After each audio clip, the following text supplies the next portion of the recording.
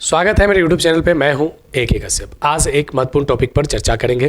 केंद्रीय कर्मचारी और पेंशन भोगी के अलावा राज्य के कर्मचारी और पेंशन भोगी से संबंधित यहाँ जो JCM स्टाफ सेक्रेटरी साइड के जो सेक्रेटरी हैं शिव गोपाल मिश्रा, इन्होंने भारत सरकार के वित्त मंत्री माननीय निर्मला सीतारमण के पास एक लेटर लिखा है। इस लेटर का महत्व इसलिए बढ़ जाता है कि इन्होंने इस लेटर में जिस बात को फोकस किया है वह बात केंद्र सरकार अगर मान लेता है तो इस पर एक बहुत बड़ा आने वाले समय में केंद्रीय कर्मचारी और पेंशनर्स के लिए काफ़ी बेनिफिट हो सकता है। राज्य के कर्मचारी को भी इसका फ़ायदा मिल सकता है क्योंकि बहुत से ऐसे राज्य हैं जो केंद्र के तर्ज पर अपने कर्मचारियों को फैसिलिटी देते हैं।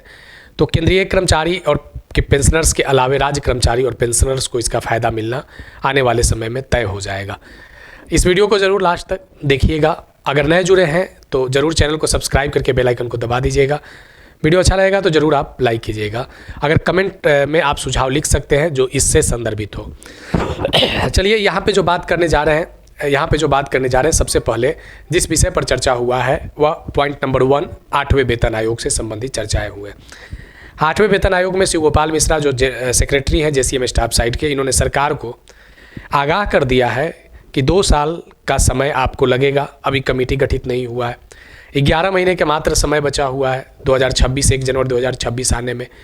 और यहाँ पे घोषणा हो चुका है कि भारत के जो केंद्रीय कर्मचारी हैं, जो चाहे वो सशस्त्र बल में हो, डिफेंस से रिलेटेड हो, पैरामिलिट्री हो, या जो सिविल एम्प्लॉई हैं, इन सभी लोगों के लिए जो रिटायर्ड हो चुके हैं पेंशनर्स के लिए 1 जनवरी 2026 से 8वां वेतन आयोग प्रभावी हो जाएगा।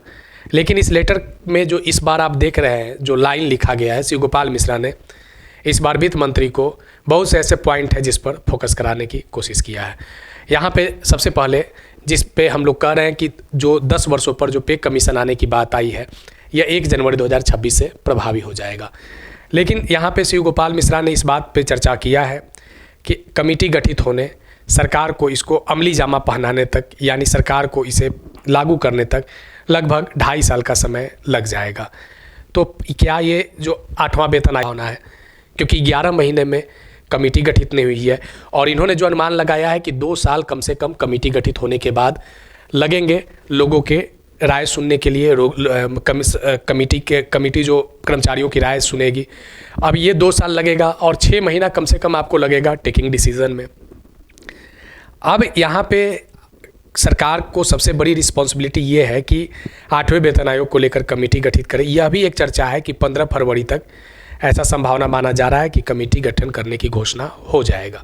जिस विषय पर चर्चा किया गया है वह चर्चा है कि इन्होंने इस बात को केंद्र सरकार को एक और फोकस करवाया है कि आपका जो मुद्रास्फीति है जिस पर आप DA और DR को बढ़ोतरी करते हैं वह 4 से 7% है।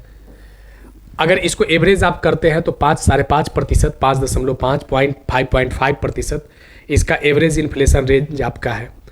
आप 2016 से लेकर 2025 के बीच में, यानी 2024 तक यहाँ पे जो आंकड़ा दिया गया है, यहाँ पे कहा गया है कि 1/7/2024 तक मात्र आपने 53%, 53% DA को इंक्रीज किया है।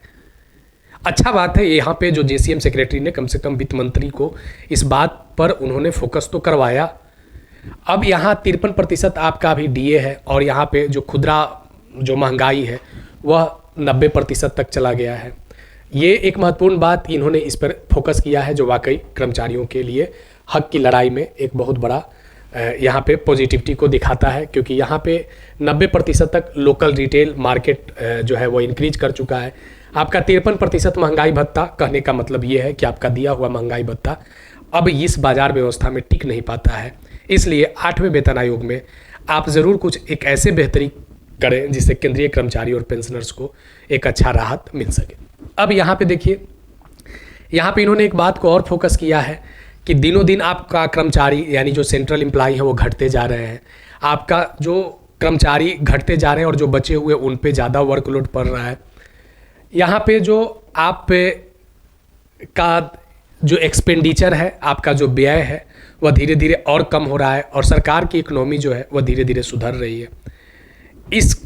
इन सब बातों पर जो चर्चा किया गया है तो आने वाले समय में जो फिटमेंट फैक्टर को लेकर भी जो बातें चल रहे हैं कि 2.86 का होगा, 1.92 का होगा, तो इसको बल मिलेगा इन सब बातों से। क्योंकि यहाँ पे एक बात को और चर्चा किया है यहाँ पे जेसीएम स्टाफ साइट के सेक्रेटरी ने, कि जो आप वेतन दे रहे हैं वह एक बहुत बड़ा हिस्सा इनकम टैक्स में और जीएसटी में चला जा रहा है। ये बात को भी इन्होंने पॉइंट नंबर जो 1 का जो आप जो रेफरेंस देख रहे हैं, इस पर इनकम टैक्स और जीएसटी का भी इन्होंने चर्चा किया है। आप जो दे रहे हैं वह भलीभांति आप हमसे बहुत ईजिली ले रहे हैं। तो ये एक महत्वपूर्ण केंद्रीय सरकार के लिए सोचने का विषय होगा अपने एम्प्लॉय और पेंशनर्स के लिए। देखिए यहाँ पे जो दूसरा नंबर पॉइंट है वह भी आपके लिए काफ़ी महत्वपूर्ण है। सेकेंड नंबर पॉइंट यहाँ पे इसलिए ज़्यादा महत्वपूर्ण है क्योंकि इसे देखना आपके लिए ज़्यादा ज़रूरी है। सेकेंड नंबर पॉइंट में देखिए यहाँ पे 18 महीने का जो डीए रोका गया था, इस 18 महीने के डीए से संबंधित बातों पर भी इस लेटर में चर्चा किया गया है। यहाँ पे सुप्रीम कोर्ट का एक रेफरेंस डाला गया है कि आपने जो 18 महीने का डीए और डीआर जो रोक लिया और जो जिसका अभी एरियर ड्यू है, तो एक तो 18 महीने का रुका, उसका तो पैसा तो गया ही, और जो यहाँ जो आप 53% देख रहे हैं, अगर उस 18 महीने में 3 टर्म अगर डीए को अगर बढ़ाया जाता तो ये 53 जो है वह एक अच्छे आंकड़े तक अभी तक बढ़ा हुआ रहता। कम से कम मानकर चलिए कि ये 65 से 70 अभी तक तो हो चुका हुआ रहता। अब स्थिति क्या है कि यहाँ पे इन्होंने इस पत्र में जिस बात पर चर्चा किया है कि सुप्रीम कोर्ट ने भी इस बात को कहा है कि अगर देश की आर्थिक स्थिति संतोषजनक है तब 18 महीने के जो कर्मचारियों के महंगाई राहत और महंगाई भत्ता जो महामारी कोविड-19 के दौरान जो रोका गया था उसको रिलीज कर दिया जाए। यानी कहने का मतलब कि उसे जो रोक दिया गया था उसे वापस कर दिया जाए। यहाँ पे इन्होंने सुप्रीम कोर्ट के भी इस रेफरेंस को चर्चा में लाया है। उसके बाद इन्होंने तीसरे नंबर पॉइंट पर festival advance for the central government employ की बात इन्होंने किया है।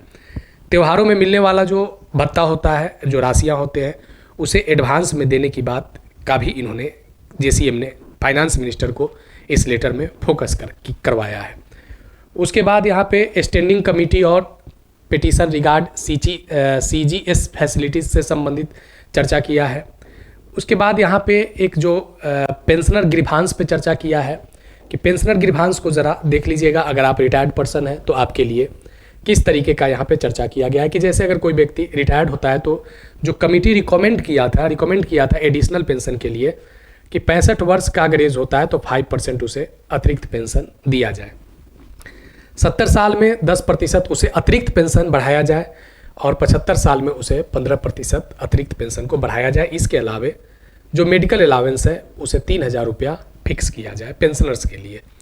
इस बात को भी जेसीएम स्टाफ साइड ने यहाँ पे उठाया है। अब देखिए 6 नंबर पॉइंट को ज़रा समझना जरूरी है। यहाँ पे आपके कम्यूटेड पेंशन की बात किया जा रहा है। जब आप सुपरएनुएशन के समय जो आप कमिटेड करते हैं 40% अमाउंट को, अब यहाँ पे ये जो ड्यूरेशन था कमिटेड पेंशन का वह 15 वर्ष का था।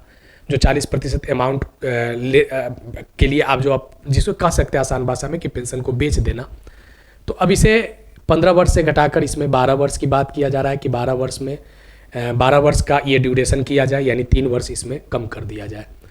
उसके बाद यहाँ पे जो effective function of the joint machinery scheme for central government employ से संबंधित यहाँ पे इन्होंने कुछ बातें यहाँ पे जेसीएम स्टाफ साइड ने किया है।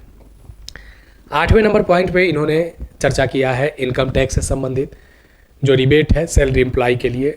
इन्होंने कहा कि ये रिबेट हमेशा मिलते रहना चाहिए। अगर इस बात को इसलिए ज़्यादा बल दिया जा रहा है कि जब आप पॉइंट नंबर 1 जब देखेंगे तो इन्होंने इस पॉइंट नंबर 1 में ही जो कर्मचारियों को हो रहे जो समस्याएं हैं कंटिन्यू आप देख सकते हैं, इसमें पॉइंट नंबर 1 में उन सब बातों को यहाँ पे दिखाया गया है। जो बातें यहाँ पे चाहे वो डीए डीआर से संबंधित हो, 90% खुदरा महंगाई भत्ता वृद्धि से संबंधित हो, उसके बाद जो 8वां वेतन आयोग में जो कमेटी गठित होगा, कब इसका रिपोर्ट आएगा, कैसे लागू होगा, इसके अलावा इन्होंने इस बात को ज़्यादा बल दिया, 2 लाइन जो लास्ट में मेंशन किया कि ज़्यादातर अधिकांशतः सैलरी का पैसा इनकम टैक्स या जीएसटी में चला जा रहा है।